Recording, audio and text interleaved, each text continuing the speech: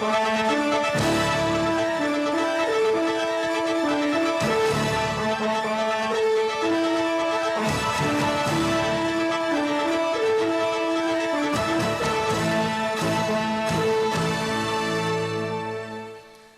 buenas noches amigos, bienvenidos a la emisión estelar del Noticiero Nacional de Televisión con las noticias más importantes de este lunes. Buenas noches, gracias por su compañía. De inmediato los titulares.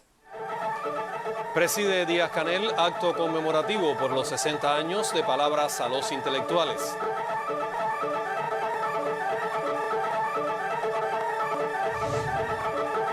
Inició segunda etapa del ensayo clínico en población pediátrica.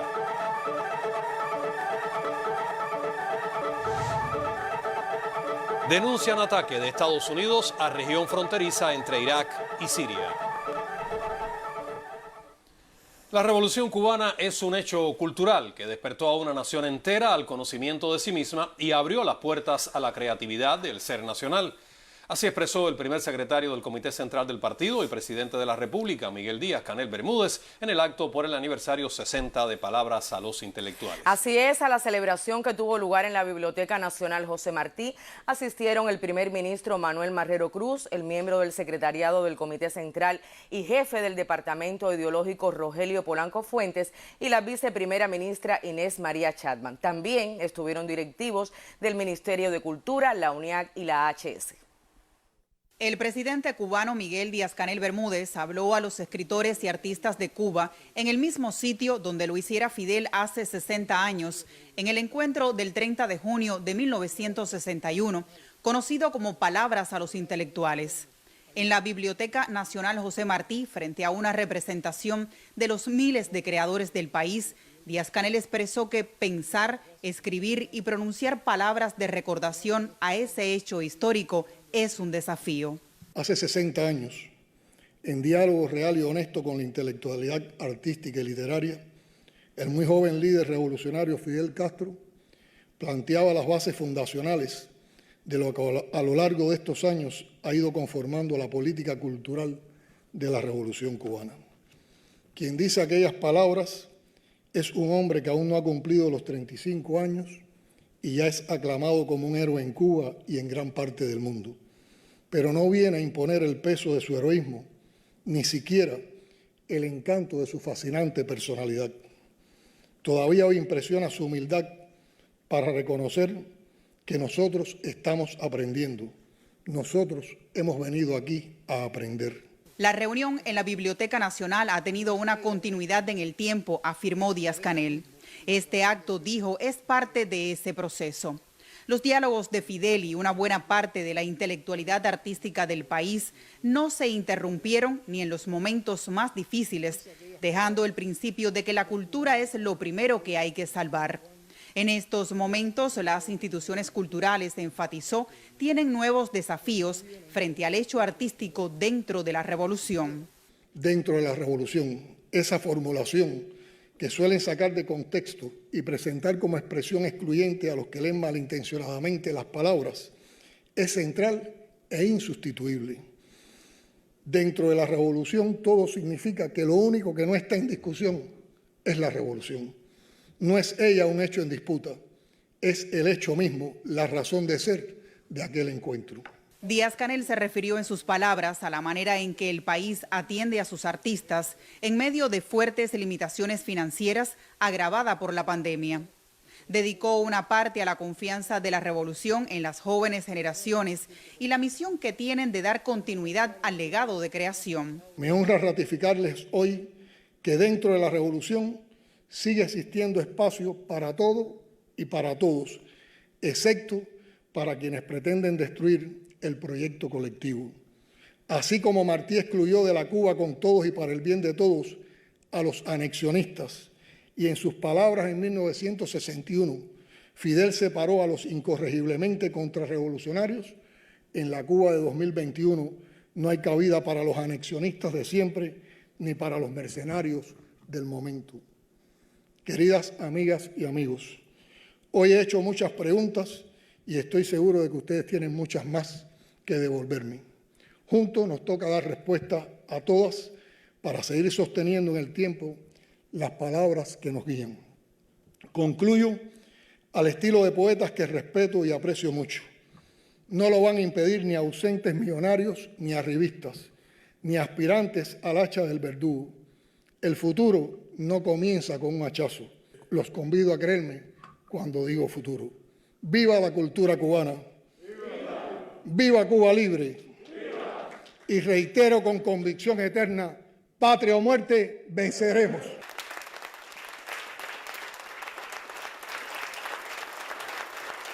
Durante este acto de evocación al aniversario 60 de Palabras a los Intelectuales, el escritor y etnólogo Miguel Barnett, quien fuera uno de los jóvenes que participó en el histórico acontecimiento, ponderó que en el documento se recogen los pilares de la política cultural de la revolución.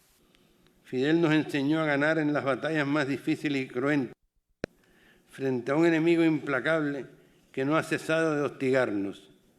También nos enseñó a perder, pero solo el miedo.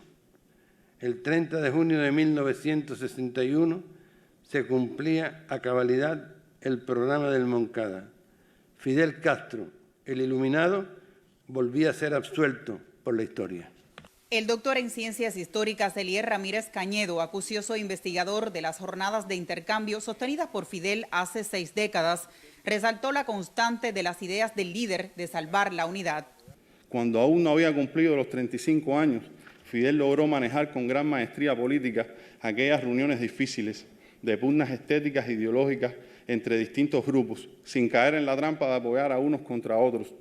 Como gran estadista que era ya en ese momento, su mirada estaba puesta en cuestiones más trascendentes: salvar la unidad en el movimiento artístico e intelectual cubano y poner todo ese talento en función del crecimiento espiritual de todo el pueblo. En ceremonia oficial, el presidente de la República, Miguel Díaz-Canel Bermúdez, entregó la Orden Félix Varela al escritor Antón Arrufat, al cantautor Gerardo Alfonso, a la intérprete Beatriz Márquez y a los actores Héctor Echemendía y Enrique Molina. En este día especial, el primer ministro de la República, Manuel Marrero Cruz, colocaba en el pecho de una representación de intelectuales y artistas de probados méritos la medalla Alejo Carpentier. Los participantes apreciaron la exposición preparada por especialistas de la Biblioteca Nacional José Martí para evocar aquellas históricas jornadas. Talía González, Sistema Informativo de la Televisión Cubana. Mañana martes, en el espacio de la Mesa Redonda, se transmitirá íntegramente el acto político-cultural en ocasión del aniversario 60 de Palabras a los Intelectuales. En el contexto de la celebración, se condecoró a un grupo de artistas e intelectuales cubanos con la Orden Félix Varela y la medalla Alejo Carpentier.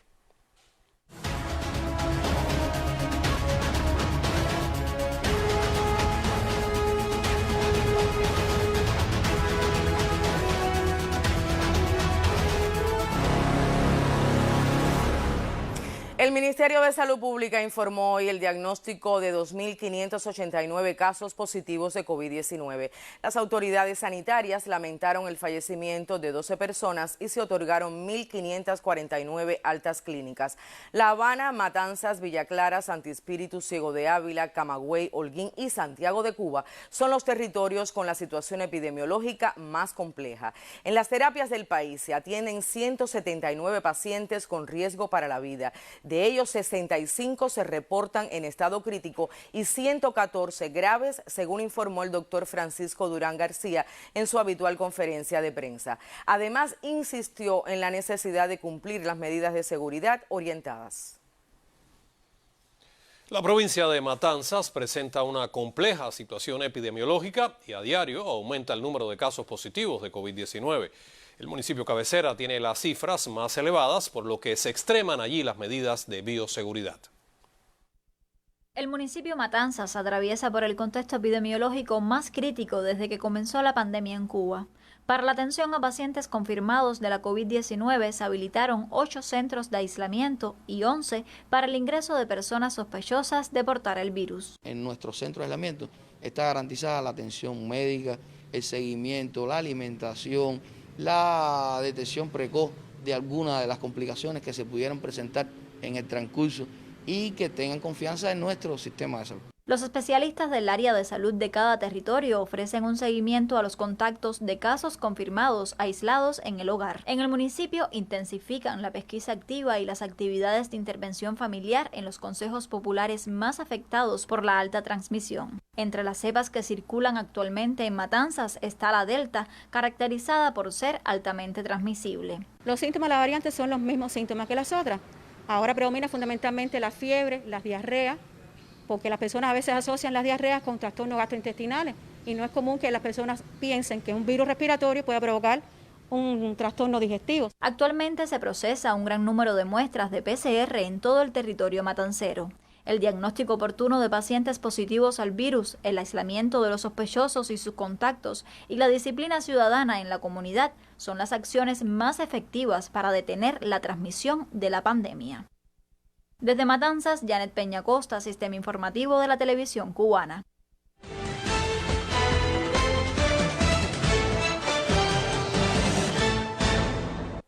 Fuerzas militares estadounidenses realizaron ataques aéreos en la región fronteriza entre Irak y Siria. El Consejo Ministerial de Seguridad Nacional de Irak calificó los ataques como una violación flagrante de su soberanía. El secretario de Estado de la Casa Blanca, Anthony Blinken, defendió los ataques y los calificó de necesarios. El funcionario defendió su postura con el argumento de que en las zonas atacadas se encuentran milicias respaldadas por Irán. We took necessary, appropriate, deliberate action that is designed to limit the risk of escalation, but also to send a clear and unambiguous deterrent message. I think sends a very important and strong message, and I hope very much that it is received by those who are intended to receive it. El gobierno iraquí informó que en su país arremetieron contra un puesto fronterizo y medios de prensa sirios aseguran que los misiles lanzados en ese territorio fueron en un área residencial. El analista internacional José Antonio Ejido conversó con Russia Today sobre la presión ilegal de Washington en la región. Que el Pentágono está mandando un mensaje a Siria después de que el ministro de Asuntos Exteriores haya pedido la salida de las tropas norteamericanas de su país. Está mandando un aviso a Irán en el sentido de que puede no haber ningún acuerdo en el tema nuclear y podrán seguir las agresiones. De acuerdo con medios locales, Irak estudia las opciones legales para responder a la agresión, mientras el gobierno de Irán rechazó el ataque y aseguró que Estados Unidos continúa en el camino equivocado en Medio Oriente. Esta es la segunda vez que Biden ordena bombardear la zona desde su llegada al poder. Roxana Arián, Sistema Informativo de la Televisión Cubana. El ministro de Exteriores ruso, Sergei Lavrov, afirmó que Occidente utiliza el doble rasero como política para lograr sus intereses. Lavrov apuntó que cuando el principio de autodeterminación contradice los intereses geopolíticos de Occidente, condenan la libre elección y utilizan las sanciones como castigo. El uso por los países occidentales de sus reglas en lugar de los instrumentos del derecho internacional existentes muestra que se esfuerzan por actuar de acuerdo con sus conceptos en el escenario mundial, afirmó el diplomático ruso. En Colombia, al menos 172 personas han muerto en las 45 masacres registradas durante los primeros 6 meses de 2021. De acuerdo con el Instituto de Estudios para el Desarrollo y la Paz, en la nación sudamericana se registraron 12 asesinatos más que en los primeros 6 meses del 2020. Según expertos, las regiones de Antioquia, Cauca y Valle del Cauca registran los mayores índices de masacres. Organizaciones de derechos humanos denuncian la represión policial y del escuadrón móvil antidisturbios. Hasta el momento se contabilizan más de 70 asesinados, cientos de desaparecidos, miles de manifestantes heridos, al menos 113 casos de violencia sexual y de género a mujeres, de acuerdo con datos de la Defensoría del Pueblo. Indígenas brasileños protestan en la capital del país y otras ciudades en rechazo a un proyecto legislativo que despoja de sus tierras a los pueblos originarios para la industria y la minería. Los manifestantes aseguran que de aprobarse el proyecto facilitaría la explotación de territorios indígenas, violaría la Constitución brasileña y los convenios internacionales de protección. El pasado jueves la Cámara Baja aprobó la iniciativa un día después de que policías reprimieran a un grupo de indígenas llegados al legislativo para manifestar su descontento con el proyecto de ley. El nuevo ministro de Salud del Reino Unido, Sajid Javid, aseguró este lunes que el gobierno eliminará todas las medidas de distanciamiento social el próximo 19 de julio. Javid lo anunció durante su primera aparición en el Parlamento tras reemplazar al anterior titular de salud. La propagación de la variante Delta del virus es responsable del 95% de los casos confirmados en los últimos días en el país. Pese a que más del 61% de la población adulta de Reino Unido completó el tratamiento vacunal anti-COVID-19, este lunes se registraron 22.868 contagios, la cifra más alta desde enero pasado.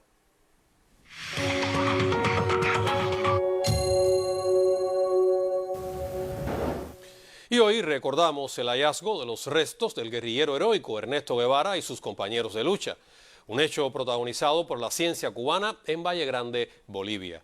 La minuciosa investigación histórica efectuada desde 1967 y los trabajos sobre el terreno durante casi 2 años a partir de 1995 permitieron encontrarlos en la parte vieja de la pista de aviación de Valle Grande. En la mañana del sábado 28 de junio de 1997, hace 24 años, se encontraron en una fosa común 7 osamentas humanas, una parte de la chaqueta verde olivo del Che y trozos del cinturón de cuero que llevaba el día en que fue asesinado.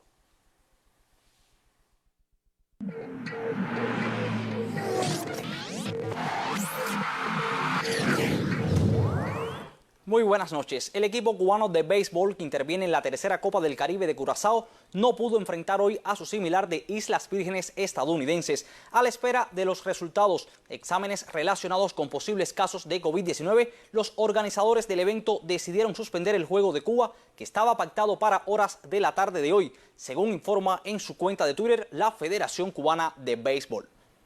Cambiamos ahora de tema y es que un total de 12 jueces internacionales cubanos impartirán justicias en los Juegos Olímpicos y Paralímpicos de Tokio. 9 de ellos participarán en 6 deportes en la cita convencional, mientras que otros 3 lo harán en 2 disciplinas en la justa pactada para atletas con capacidades especiales. Según informa el colega Guillermo Rodríguez, los 9 árbitros designados para trabajar en los Olímpicos son Jorge Nieblas en béisbol, Juan Milán, Wilfredo Vázquez y Alejandro Barrientos en boxeo, Rolando Ruiz en clavados, Delmis Rodríguez en levantamiento de pesas, Miguel Castro en remos y Sergio Fon y Vladimir Domínguez en tiro con arco. Entre tanto, en los Paralímpicos estarán presentes Luis Charadán y Miguel León en bádminton, así como Rolando Borges en voleibol sentados. Pasamos a notas del más universal de los deportes. Campeón y subcampeón del mundo quedaron hoy fuera de la Eurocopa 2020 en jornada donde se marcaron 14 goles entre ambos compromisos. Francia estuvo cerca de sentenciar su base a cuartos, pero en los minutos finales Suiza logró emparejar las acciones y definir el encuentro en tanda de penales. Ahora Suiza se medirá en cuartos de final ante España, que dispuso en otro emocionante juego 5-3 ante Croacia en tiempo extra. Y hoy concluye la fase de grupos en la Copa América de Fútbol con los choques correspondientes a la llave A. El líder Argentina se mide a esta hora ante el ya eliminado equipo de Bolivia, mientras que Uruguay enfrenta a Paraguay. Ambos partidos están siendo transmitidos en vivo por la televisión cubana. Y hasta aquí el deporte. Buenas noches. Este lunes quedó abanderada la Brigada Sanitaria número 20 del Grupo Empresarial Cubasol, que participa en tareas de apoyo a la COVID-19 en el Hospital Salvador Allende. Suman más de 10.000 los trabajadores del turismo que colaboran en tareas de enfrentamiento a la pandemia y ninguno de ellos ha enfermado. Con esta brigada son más de 240 los trabajadores de las 5 empresas del Grupo Cubasol, que intervienen en diversas tareas de apoyo a los sanitarios en la zona roja del Hospital Salvador Allende, muchos de ellos de forma reiterada. Aproximadamente desde mediados del año pasado estaba en esta tarea que me han encomendado por parte de mi empresa. Como no, constantemente nos están haciendo preguntas por parte de la dirección del hospital y por parte de la dirección de la empresa de nosotros también, para saber cómo estamos de salud, cómo va la cosa, cómo está sucediendo todo. Es notable el amplio universo de solidaridad que protagonizan los trabajadores de la hotelería y el turismo desde el inicio de la pandemia. Frente de hospitales ha sido uno de los más destacados a lo largo y ancho del país. Más de 32 hospitales, destacándose la capital de todos los cubanos. Cada una de nuestras 7 OCE apadrina un hospital. Más de 80 instalaciones del turismo que están denominadas como centros de aislamiento, y dentro de las cosas más destacadas que tienen estas brigadas es que durante estos 14 días en la línea roja no se ha enfermado ningún trabajador ni trabajadora. Y hemos expresado a la máxima dirección del país y a los consejos de defensa provincial que pueden contar con los aguerridos y aguerridas trabajadores del turismo para enfrentar cualquier batalla que sea necesaria. Precisó que a la par se desarrolla una labor también encomiable en el alistamiento de las instalaciones de este sector para la nueva normalidad. Marisol Ramírez, Sistema Informativo de la Televisión Cubana.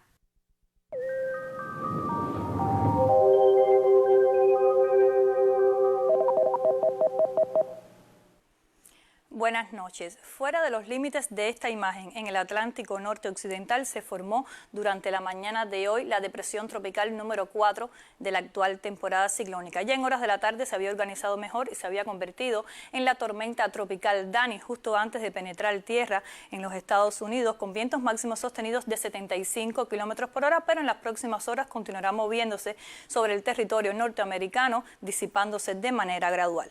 Sobre Cuba continúan las condiciones de tiempo inestable, generando áreas de nublados con chubascos, lluvias y tormentas eléctricas que llegan a ser fuertes e intensas en algunas localidades. En menos de 2 horas, la estación meteorológica de Casablanca en La Habana reportó 36 milímetros de precipitaciones que generó inundaciones súbitas en zonas bajas y de mal drenaje de la capital del país. También hubo caída de granizos y vientos fuertes en rachas, también con abundantes descargas eléctricas en algunas localidades de la región central del país. Todas estas condiciones de tiempo inestable están asociadas al paso de una onda tropical por los mares al sur de la región central del país, en combinación también con un flujo húmedo en los niveles bajos de la atmósfera y temperaturas frías en los niveles medios entre -7 y -8 grados Celsius, que incentivan los procesos de convección con chubascos y lluvias durante la tarde en gran parte del territorio nacional.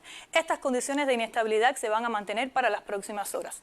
Estará amaneciendo parcialmente nublado en gran parte del país y desde el final de la mañana se nublará en Pinar del Río y en la Isla de la Juventud con aislados chubascos y lluvias. En la tarde predominarán los nublados en todo el territorio nacional con la ocurrencia de chubascos, lluvias y tormentas eléctricas que serán más numerosos en las regiones occidental y central y pueden llegar a ser fuertes en algunas localidades. Las temperaturas se mantienen con poca variación, las mínimas entre 21 y 24 grados Celsius y el día será cálido con temperaturas máximas que alcanzarán valores entre 31 y 34 grados Celsius. Los vientos del este al sudeste en la región occidental y del este en el resto del país entre 10 y 25 kilómetros por hora. Habrá oleaje en la costa norteoriental y poco oleaje en el resto de las costas. Para los próximos 3 días se mantienen las condiciones favorables, generando chubascos, lluvias y tormentas eléctricas en la tarde en gran parte del país, principalmente en zonas del interior y sur. Las temperaturas con poco cambio, las máximas entre 32 y 35 grados Celsius. En resumen, para mañana, alta probabilidad de lluvias en gran parte del territorio nacional. Esto es todo en cuanto a la información meteorológica. Tengan todos feliz noche y hasta mañana. Buenas noches también para ti, Ginelis. Y hace hoy, añe 21 años, regresó a Cuba Elian González. Una victoria moral y humana a favor del derecho de un niño a crecer y desarrollarse junto a su familia y en su país natal. El hecho fue recordado por el primer secretario del Partido Comunista de Cuba y presidente de la República, Miguel Díaz-Canel Bermúdez, quien calificó aquel 28 de junio como día de insuperable alegría para la familia cubana. Recordemos el acontecimiento en síntesis. El pequeño de 6 años fue sacado ilegalmente de Cuba por su madre, pero la embarcación naufragó. Después de varios días a la deriva, fue rescatado solo a 3 millas de las costas de la Florida. El Servicio de Inmigración y Naturalización entregó al niño bajo custodia a familiares residentes en Miami. La extrema derecha cubanoamericana tomó a Elian como bandera y organizó toda una campaña para que el menor no regresara a la isla. A partir de ese momento, millones de cubanos se manifestaron en todo el país en reclamo de su retorno, en tribunas abiertas y marchas multitudinarias frente a la sede de la entonces Oficina de Intereses de Washington en La Habana. La verdad se impuso y las maniobras para impedir que el niño regresara fracasaron. Elian volvió para reencontrarse con su familia y vivir junto a todo su pueblo.